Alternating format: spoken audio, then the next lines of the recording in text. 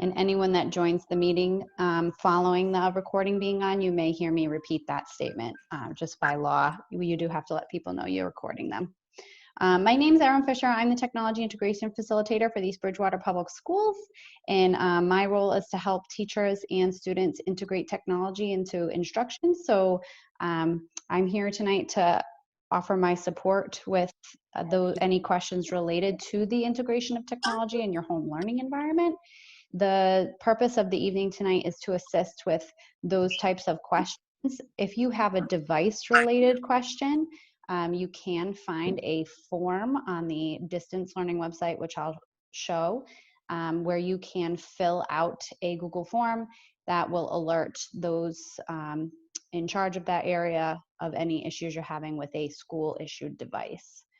So this is more on the learning aspect with technology rather than any device-related issues.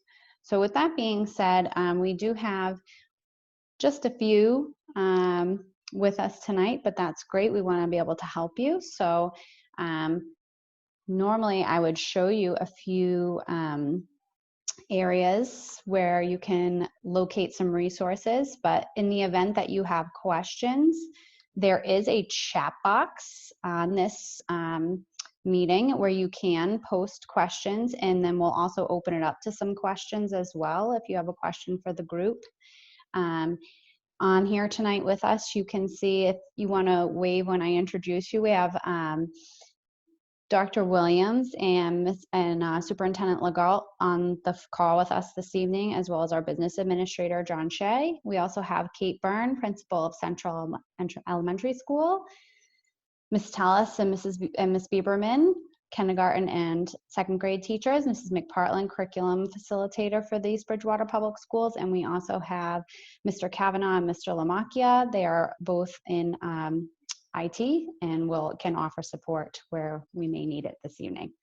So I'm just going to share my screen simply to show some of the resources that are out there.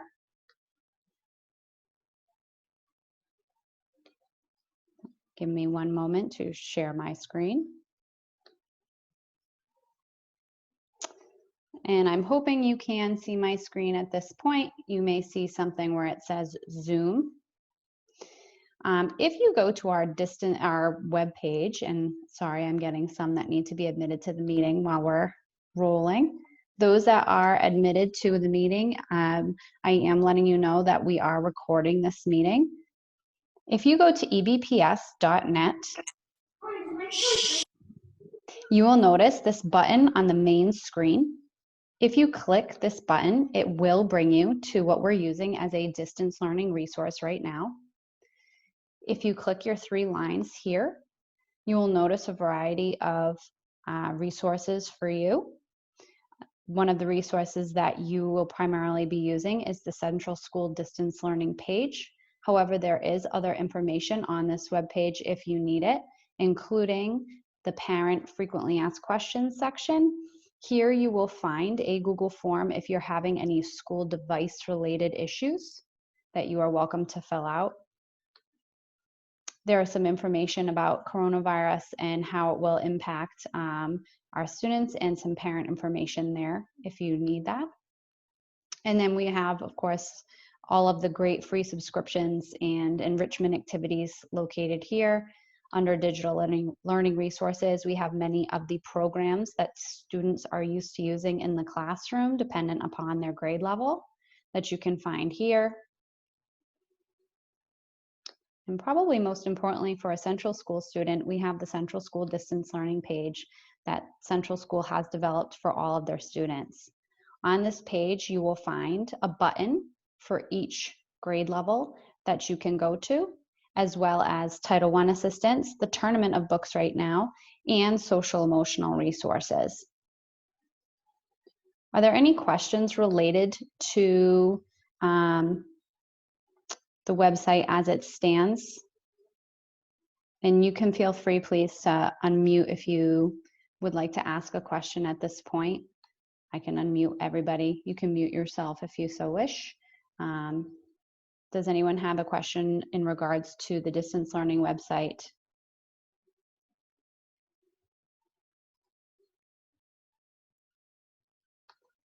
Okay.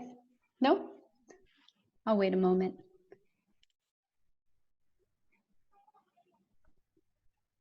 Okay. Something else I would like to show you, and I'm hoping this pops good. It does go. Please give me a thumb up if you see that I changed. I'm on a screen that says make Chrome your own. Thank you. What I'm going between right now is I was on Internet Explorer for the Zoom meeting. Right now, you'll see I've entered into the Chrome web browser, and I would just like to show you this for a moment because when our students use technology at our school, they are always logging into a Chromebook. And what that means is it has all of that students related to their personal login. It has their personal bookmarks that they're using in their classrooms. And if a student can log into the Chrome web browser at home, it will show their bookmarks that they're used to using. And many of their bookmarks, their teachers have set up to have their username and password stored, and that's within their own Google login. So you'll notice here, this is Chrome, the web browser, and I am not signed in, and I can tell because this little gray person right here shows that there's no one really there. If I hover over it, it just says current user. And a great way students can use the Chrome web browser to get some of their school resources is to log in. So you can do that by simply clicking sign in here, or you can also go to the 3 dots, which you may need to go to if someone needs to log out, and you would go to settings. So right now no one is logged in, but in settings is where you can log in and also log out. So I'm actually going to click this turn on sync, and it's going to prompt me to log into my school account. Now I'm going to show you what it looks like with my own child's account. He is also in a Google district, and so I want to see what it looks like on the student side. He is in Bridgewater Raynham, but again, they are also a Google school.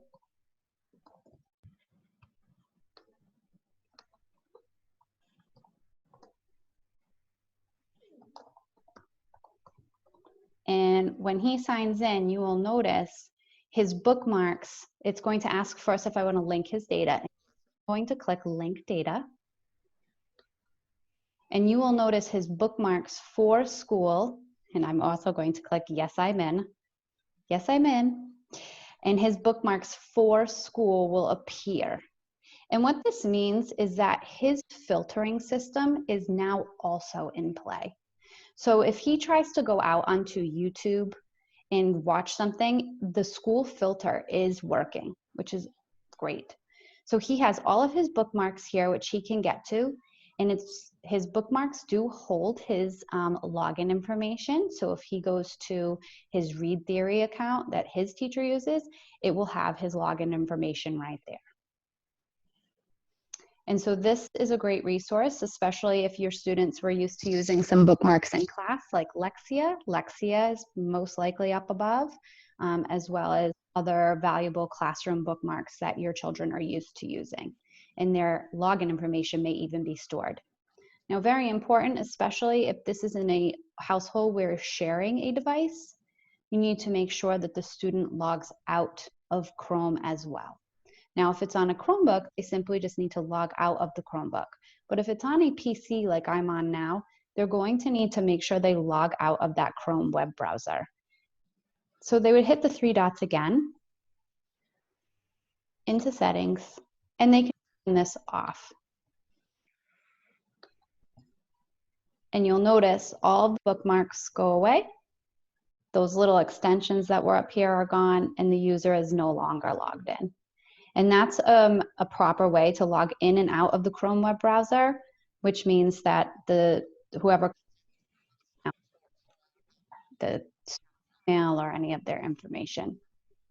Are there any questions regarding student accounts in Google Chrome?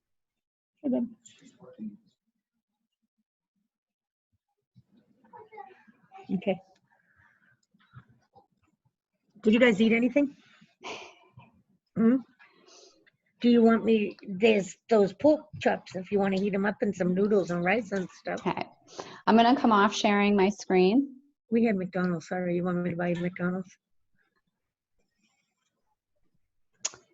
Is there any questions in This is regards the to Google Chrome? I do parent have everyone, I did unmute everyone. kids school, So but I'm just watching the central one.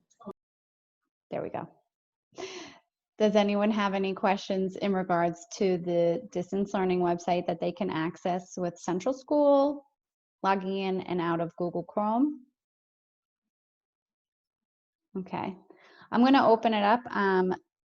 I just wanted to go over those pieces. Does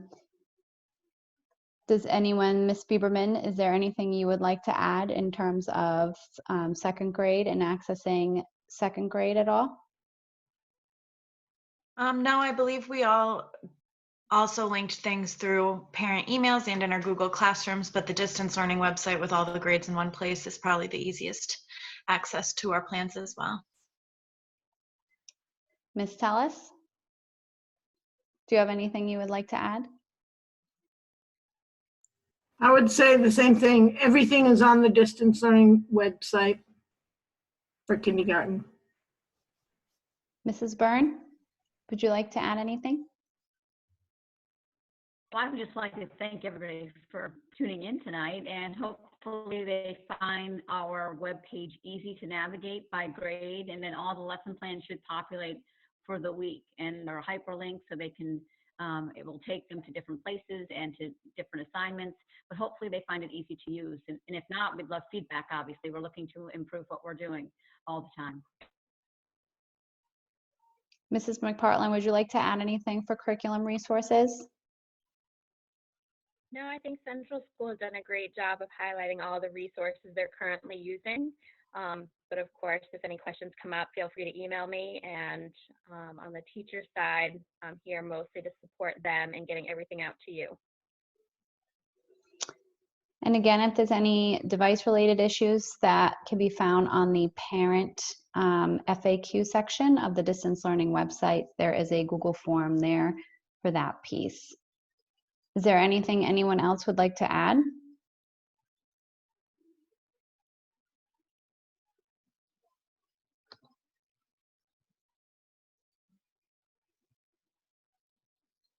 Welcome, Paul. Is there anything, we were just going through signing into Chrome and also the distance learning website where you can find most resources.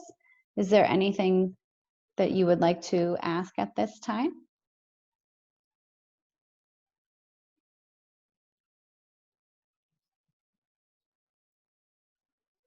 I agree. I think Central School has done a great job laying out their distance learning plan, and you can find it on our distance learning website, www.ebps.net. If you click that gray button that says Learning Resources, you will find that Central School is right on the main page. I think that covers it. Thank you. I will stay on. Go ahead, Mrs. Byrne, I'm sorry. I just want to thank you for hosting and facilitating this evening. Very informative. I appreciate it. Thanks. I'll stay on for a bit in case there's any questions.